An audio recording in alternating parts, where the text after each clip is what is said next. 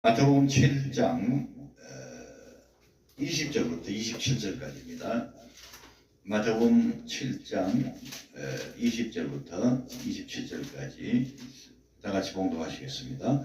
이러므로 그들의 열매로 그들을 알리라. 나더러 주여 주여 하는 자마다 다 천국에 들어갈 것이 아니요 다만 하늘에 계신 내 아버지의 뜻대로 행하는 자라야 들어가리라. 그날에 많은 사람이 나더러 이르되 주여 주여 우리가 주의 이름으로 선지자 노릇하며 주의 이름으로 귀신을 쫓아내며 주의 이름으로 많은 권능을 행하지 아니하였나이까 하리니 그때 내가 그들에게 밝히 말하되 내가 너희를 도무지 알지 못하니 불법을 행하는 자들아 내게서 떠나가라 하리라. 그러므로 누구든지 나의 이 말을 듣고 행하는 자는 그 집을 반석 위에 지은 지혜로운 사람 같으리니 비가 내리고 창수가 나고 바람이 불어 그 집에 부딪히되 무너지지 아니하나니 이는 주추를 반석 위에 놓은 까닭이요 나의 이 말을 듣고 행하지 아니하는 자는 그 집을 모래 위에 지은 어리석은 사람 같으리니 비가 내리고 창수가 나고 바람이 불어 그 집에 부딪힘에 무너져 그 무너짐이 심하니라. 아멘. 네. 오늘은요 집을 짓는 인생이라는 제목으로 하나님의 말씀을 전가하겠습니다. 집을 짓는 인생. 사람들은요 일생 동안 제가 볼 때 세 종류의 집을 짓는다 그렇게 봅니다. 첫째는 신앙의 집, 둘째는 가정의 집, 셋째는 직업의 집. 다른 말로 말씀드리자면 직장의 집이라 이렇게 말씀드릴 수가 있겠죠. 신앙의 집, 가정의 집, 직업의 집. 그 집을 잘 지으려면 기초가 튼튼해야 됩니다. 그리고 기둥을 또 튼튼하게 잘 세워야 됩니다. 오늘 이 성경 말씀에 보면요, 그 모래 위에 짓는 집이 있고 반석 위에 집을 짓는 사람이 있다 그렇게 말씀하고 있어요. 모래 위에 집을 지으면 그대로 여러분 참 무너지죠. 비바람이 불거나 홍수가 나면 무너지죠. 전에 보니까요 큰 강은 아닌데 작은 지류, 큰 강의 지류라 볼 수 있는데요. 그것도 꽤 넓은 그런 시내였어요. 그 시내가에 집을 지었어요. 사람들이. 그래가지고 홍수가 많이 나니까 그 흙을 막 다 쓸어 내려가 버린 겁니다. 그 집안이 다 쓸어 내려가 버리니까 집들이 떠 있는 거예요. 그러다가 무너져요. 그러면 여러분들 보셨는지 모르지만은 여러분 기초가 튼튼하지 못하면 비바람이 불고 창수가 나면 여러분 무너집니다. 무너짐이 심하다 그랬잖아요. 여기 보시면 이런 비유를 통해서 우리에게 교훈을 주십니다. 하나님께서 예수님께서 진리의 말씀을 우리에게 주십니다. 자, 그 반석 위에 짓는다는 말씀은 반석이 누구냐? 반석은요, 그 예수님이 반석이고요, 하나님의 말씀이 반석입니다. 그리고 그 말씀 위에 우리가 신앙의 집, 가정의 집, 또 직업의 집을 지어가야 되는데 그 모든 일들을 이루시고 도와주시는 분이 또 성령님이십니다. 하나님의 영광을 위해서 하나님의 뜻을 이루기 위해서 우리가 이렇게 집을 지어가는데요. 반석 위에 반드시 집을 지으셔야 돼요. 모래 위에 집을 짓는다는 것은 그 문자적으로 볼 때는 실제 모래 이겠죠. 모래 위에 집을 짓는 사람이 있겠습니까? 모르겠습니다. 예. 근데 이게 이제 영적인 의미가 있어요. 그것은 반석이 아니잖아요. 그죠? 모래라는 것은 자기의 열심, 자기의 어떤 주관, 자기의 생각, 자기의 사상, 자기의 어떤 이런 지식, 이거 가지고 신앙의 집을 짓거나 혹은 또 가정의 집을 짓거나 직장의 집을 짓는 경우를 말한다. 그렇게 볼 수 있어요. 근데 우리 예수 믿는 사람들은요, 저 세상 사람들하고 달리 이 반석이신 예수님, 반석이신 하나님의 말씀에 기초하여 우리의 신앙의 집을 짓고 가정의 집을 짓고 또 직장의 집을 지어가야 됩니다. 이런 모든 일을 도와주시는 분이 또 성령님이세요. 나의 지혜로는 안 됩니다. 그럼 늘 기도드려야 되겠죠. 자, 여러분, 하나님의 말씀이 이 반석이 되고 또 그 말씀 안에 세워진 우리의 신앙이 반석이 됩니다. 반석 위에 각자의 신앙의 집을 지으시고요. 반석 위에 가정의 집을 지으시고 반석 위에 직장의 집을 지으시기 바랍니다. 그러면 기초가 튼튼하고 기둥이 튼튼하면 높이 집을 지을 수가 있어요. 고층 빌딩을 지을 수가 있어요. 이것이 곧 어떻습니까? 하나님의 말씀을 반석으로 하고 그 말씀 위에 신앙의 집을 짓거나 가정의 집을 짓거나 직장의 집을 지으면 신앙도 계속 성장하게 되고 그 가정도 하나님께 영광을 올려드리게 되고 대대로 여호와 하나님만을 섬기는 가정이 되고 가문이 됩니다. 그런 가정들을 하나님께서는 또요 번창하게 해주시는 거예요. 또 반석 위에 집을 짓는 그런 신앙생활, 그런 믿음으로 또 열심히 직장에서 일하면요 직장에서도 어떻게 됩니까? 성진하게 되고 소위 말하는 이제 출세도 하게 되는 거예요. 잘 되게 되는 거예요. 자, 그래서 여러분 우리가 하나님의 자녀들로서 예수 믿는 사람들로서 성령님을 모시고 사는 사람들로서요 어떤 종류의 집을 짓든지 간에 반석 위에 집을 지어야 된다는 거 꼭 기억하시기 바랍니다. 반석은 하나님의 말씀, 예수님 그렇습니다.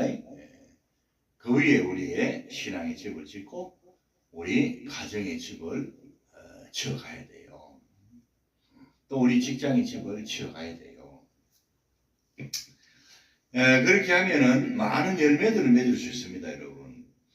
오늘 본문 20절에 이러므로 그들의 열매로 그들을 알리라 그랬잖아요. 하나님께서 우리에게 원하시는, 요구하시는 열매가 말씀의 열매, 그 다음에 성령님의 열매입니다. 말씀 안에서, 성령님 안에서 맺는 열매예요.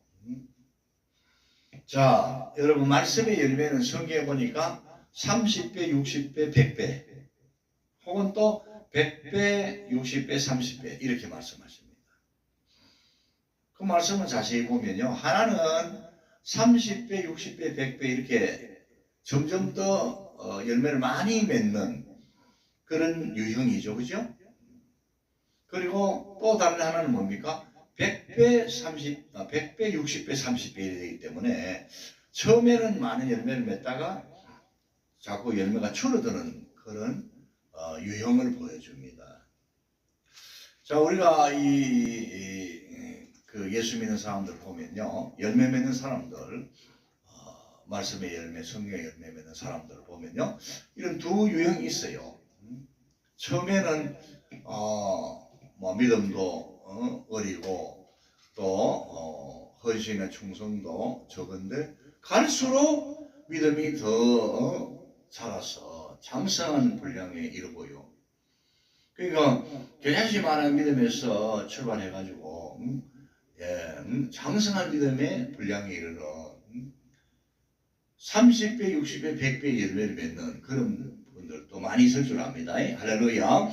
그리고 아까 제가 말씀드린 대로 처음에는 어떻습니까? 막 큰 은혜 받고 막 능력 받고 막 근데 자꾸 인간적인 생각이 들어오고 자기 욕심, 자기 명예심, 자기 권력욕들이 돌아가지고 인본주의 많이 돌아서 믿음도 자꾸 이렇게 약해지고 헌신도 점점 형식화되고 그러다 보면 어떻습니까?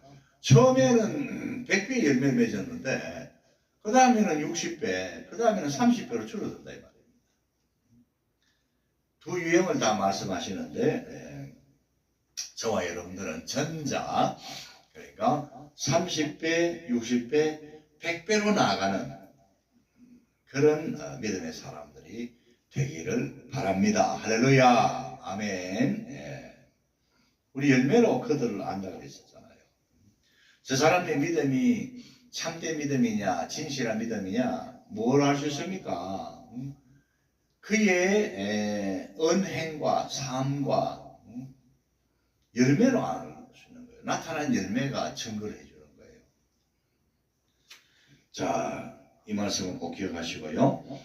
그리고 이제 반석 위에 자기 신앙의 집, 자기 가정의 집, 자기 직장의 집을 지어가는 사람들은요, 항상 그 불법을 행하면 안 됩니다. 오늘 본문 말씀해 보시면요, 21절에 나더러 주여 주여 하는 자마다 다 천국에 들어갈 것이 아니요 다만 하늘에 계신 내 아버지의 뜻대로 행하는 자라야 들어가리라 그랬어요. 형식적 믿음, 형식적 기도, 형식적인 그런 행위, 이거는 진실한 마음과 생각과 모습이 없는 거죠. 눈가림만 하는 거죠. 신앙도 마찬가지입니다. 주여 주여 뭐 열심히 뭐 큰 소리로 불러도요. 그 영혼 중심에 말씀이 없고 성령님을 모시지 않았으면요. 자꾸 어떻게 됩니까? 외식하게 됩니다. 외식하게 됩니다. 입술로는 주님을 향해서 주여 주여 그렇게 부르짖지만 하나님의 뜻대로 살질 않아요. 이것이 바로 불법입니다. 자, 그리고 22절에 보시면요. 그날에 많은 사람이 나더러 이르되 주여 주여 우리가 주의 이름으로 선지자 노릇하며 주의 이름으로 귀신을 쫓아내며 주의 이름으로 많은 권능을 행하지 아니하였나이까 하리니 23절 그때 내가 그들에게 밝히 말하되 내가 너희를 도무지 알지 못하니 불법을 행하는 자들아 내게서 떠나가라 하리라 그랬어요. 이거 역시 불법입니다. 주님의 이름으로 선지자 노릇도 하고 귀신을 쫓아내기도 하고 많은 권능을 행해도요. 참으로 여러분 어떻습니까? 진실한 믿음, 하나님의 영광을 위해서 사는 삶, 하나님의 말씀대로 신앙생활하고 하나님의 말씀대로 사명을 감당하는 사람이 돼야 되지. 그렇지 않으면요. 자기를 위한 그런 사역이 되고 자기를 위한 그런 일이 되는 거예요. 그 하나님께서 기뻐하지 않습니다. 이런 자들을 여기 뭐라고 말씀하셨죠? 불법을 행하는 자들아 그랬어요. 불법을 행하는 자들아. 주님이 심판하시고 쫓아내버립니다. 이걸 꼭 기억하시고 저와 여러분들이요 어떻게 해야 됩니까? 26절에 있는 말씀처럼 나의 이 말을 듣고 주님의 말씀을 잘 듣고 하나님의 말씀을 잘 듣고 행해야 됩니다. 나의 이 말을 듣고 행하지 아니하는 자는 26절 보세요. 나의 이 말을 듣고 행하지 아니하는 자는 그 집을 모래 위에 지은 어리석은 사람 같으리니. 어리석다 그랬어요. 자기는 지혜로운 사람이라 생각하지 몰라도 착각입니다. 참된 지혜는 하나님이 우리에게 주시는 거예요. 모든 지혜와 지식의 근본이 하나님이시거든요. 여호와 하나님이시거든요. 여호와를 아는 것이 지식의 근본이니라. 하나님이 은혜 주시고 하나님이 도와주셔야 돼요. 성령님이 지혜를 주시고 깨닫게 하시고 도와주시고 역사하셔야 돼요. 예수님이 도와주셔야 돼요. 예수님의 이름으로 우리가 승리하는 겁니다. 구원받는 겁니다. 불법을 행하면 어떻게 됩니까, 여러분? 집을 아무리 화려하게 외형적으로는 잘 지어도요. 27절에 비가 내리고 창수가 나고 바람이 불어 이럴 때요, 그 집은 무너집니다. 그 집에 부딪힘에 무너져. 그 무너짐이 심하니라 그랬어요. 여기 비와 창수와 바람이 뭐겠어요, 여러분? 고난, 환난, 또 여러 가지 여러분 인간적인 욕망들, 자기중심적인 거, 이런 것들로 뭐 자기 신앙의 집을 짓고 있는 사람, 또 가정의 집을 짓고 있는 사람, 직장의 집을 짓고 있는 사람은요, 비, 창수, 바람이 불어닥치면 무너집니다. 비와 창수와 바람이 뭡니까, 여러분? 비가 내리고 홍수가 지고 말이죠. 바람이 분다는 것은 그 어려움이 있을 때, 고난이 있을 때, 시험이 있을 때 무너지는 거예요. 신앙의 집도 무너지고, 그런 그 모래 위에 지은 집은 가정도 무너지고, 모래 위에 지은 그런 직장도 무너지는 겁니다. 오늘 여러분들이 꼭 기억하시고요. 반석 위에 나의 신앙의 집을 지어가자. 계속 지어가자. 반석은 하나님의 말씀입니다. 예수님이 반석이기도 하십니다만은 하나님의 말씀, 예수님의 복음, 여러분 성령님 안에서 내게 주신 믿음을 가지고 하나님의 영광 위해서 하나님의 말씀을 순종하는 그런 믿음과 마음가짐과 삶으로서 늘 기도하면서 또 필요하면 하나님 앞에 회개도 하면서 자신의 잘못된 것을 고쳐가면서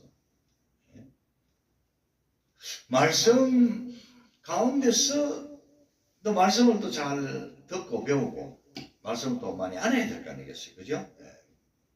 그렇게 해서 자신의 신앙의 집을 아름답게 튼튼하게 높이 세워갈 수 있기를 주님의 이름으로 축복합니다. 축복합니다, 여러분.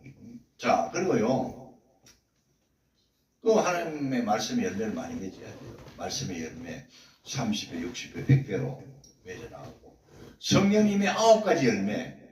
성령님의 9가지 열매는요, 사랑, 희락, 화평, 오래 참음과 자비와 양선과 충성과 온유와 절제를 그랬어요.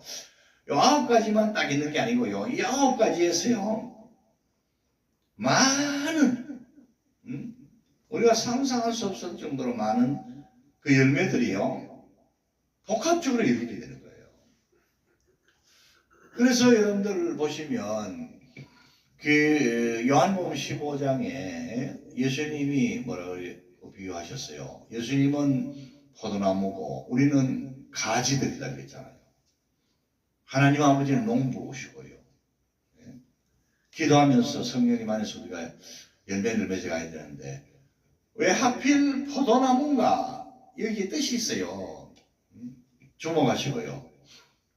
포도송이는 한 알이 아니에요. 한 송이에 포도알이요. 얼마나 알알이 많이 맺힙니까?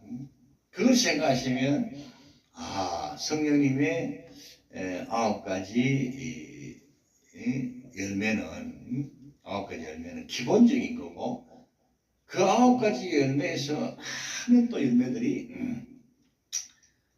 연결되어서 파생되어서 맺혀진다는 걸 기억하시기 바랍니다. 사랑, 희락, 화평, 오래 참음과 자비와 양선과 충성과 온유와 절제의 열매라고 했어요. 이게 성령님의 기본적인 아홉 가지 열매입니다. 사랑, 이 사랑은 아가페 사랑, 하나님이 우리를 사랑하시는 그 사랑 안에서 그러니까 우리가 하나님의 사랑을 많이 받아야 돼요. 늘 받아야 돼요. 충만하게 받아야 돼요. 그래야 우리가 그 사랑의 능력 안에서 하나님이 원하시는 사랑의 열매들을 많이 맺어갈 수가 있습니다. 여러분, 하나님을 사랑하는 열매,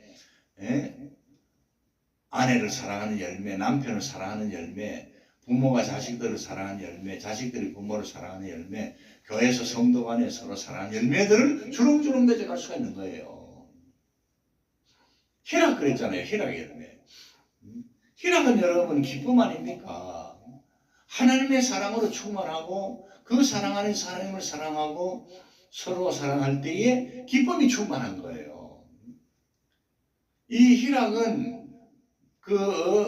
성령님 아홉 가지 열매들 중에서 첫 번째 열매예요. 직결되어 있습니다, 여러분. 그 사랑이 없이는 희락이 올 수가 없어요. 희락이 따라올 수가 없어요. 기쁨이 따라올 수가 없어요. 그 다음에 세 번째가 뭡니까? 사랑, 희락, 화평이라고 했잖아요. 화평이라는 것은 하나님과 나와의 화평, 우리와 하나님과의 화평, 또 너와 나와의 화평. 이 화평을 이루기 위해서 영원한 이 속죄, 이 구원, 화평을 이루기 위해서 예수님이 하나님 아들 예수님이 인간의 몸을 입고 오셔가지고 우리의 모든 죄를 영혼의 죄, 마음의 죄, 생각의 죄, 몸의 죄, 과거, 현재, 미래의 모든 죄를 다 그 몸의 영혼이 담당하시고 하나님 아버지 앞에서요 영원한 대속의 제물이 되신 거란 말이에요. 그래서 예수 그리스도 안에서 이제 우리가 하나님과 화목하게 되는 거예요. 화평하게 되는 거고요. 예수 그리스도 안에서 너와 내가 화목하게 되고 화평하게 되는 거예요. 그래서 예수 그리스도의 복음을 가지고 우리가 화목의 직책을 감당해야 되는 겁니다, 여러분. 화목하기를 먼저 힘써야 돼요. 내가 먼저 화목하기를 힘써야 돼요. 하나님의 말씀이 내 영혼에 내 마음에 충만하냐? 그러면요 예수 그리스도 안에서 성령님 안에서 하나님과 화목한 삶을 살게 되고요, 부부간에 화목한 삶을 살게 되고요, 부모 자식 간에, 이웃 간에, 성도들 간에, 목사님과 성도들 간에 화목하게 되는 거예요. 화목의 열매를 맺게 되는 거예요. 사랑, 희락, 화평, 화평의 열매를 맺게 되는 거예요. 화평의 열매를 맺게 되는 거예요. 화목이나 화평이나 다 여러분 같은 의미로 보시면 되겠죠. 화평을 입게 되는 거예요. 평안한 거예요. 화목해야 평안하죠. 사랑, 희락, 화평, 그 다음에 뭐죠? 사랑과 희락과 화평과 오래 참음. 오래 참음이에요. 오래 참음. 사람은 다 부족하잖아요. 연약하잖아요. 그래서 그 사랑 안에서 그 다음에 또 어떻습니까? 희락 안에서 화평 가운데 살아가다가도 또 때로는 사람이 약해질 수 있어요. 그게 이제 자신의 이기심, 자기 안에 있는 그 타락된 정욕들, 또 외부에서 침투해 들어오는 악한 영의 역사, 이런 것들이 인해가지고요 시험에 빠져요. 잠깐 사람이 또 우울증에 빠질 수도 있어요. 나는 뭔가 내가 이래 살아야 되는가 뭐 이런 생각을 가질 수 있어요. 근데 그걸 이겨야 됩니다. 기도로 물리치고요. 사탄아 물러가라. 예수님의 이름으로 물리치고, 예수님의 이름으로 물리치고요. 말씀으로, 아까 반석이 말씀이 반석이잖아요. 말씀 안에 거해야 됩니다, 여러분. 그러니까 여러분 오래 참음이요 굉장히 중요한 거예요. 사랑, 희락, 화평, 오래 참음. 네 번째잖아요. 9가지 열매들 중에서 네 번째가요, 중간입니다, 여러분. 그렇지 않습니까? 중간쯤 되잖아요. 중간중간에 자기의 상태를 점검하라는 얘기야. 인내하라는 얘기죠. 인내하는 자에게 하나님께서 좋은 결말을 주시는 겁니다, 여러분. 인내하지 못해가지고 공든탑이 무너지고, 인내하지 못해가지고 여러분 가정이 깨지고, 인내하지 못해가지고 갈등하고 싸우고 분열하잖아요. 말씀 안에서 인내를 해야 되는 거예요. 성령님의 인도를 받아야 되는 거예요. 사랑, 희락, 화평, 오래 참음과 자비라. 또다시 이제 자비를 가져야 돼요. 용서하고 관용하고 너그럽게 이해하고 포용하고 용납하고 사랑해야 되는 거예요. 처음부터 사람을 사랑하기가 힘들면요, 어떻게 하면 되겠습니까? 이해를 해야 되는 거예요. 나도 약하고 너도 약하고 나도 너도 다 부족하다. 우린 다 죄인이다. 그리고 또 어떻습니까? 용서를 해야 돼, 마음으로. 그리고 용납을 해야 돼. 용납이라는 것은 받아들이는 거잖아요. 그리고 이제 사랑하는 겁니다, 여러분. 처음부터 사랑이 힘들어요.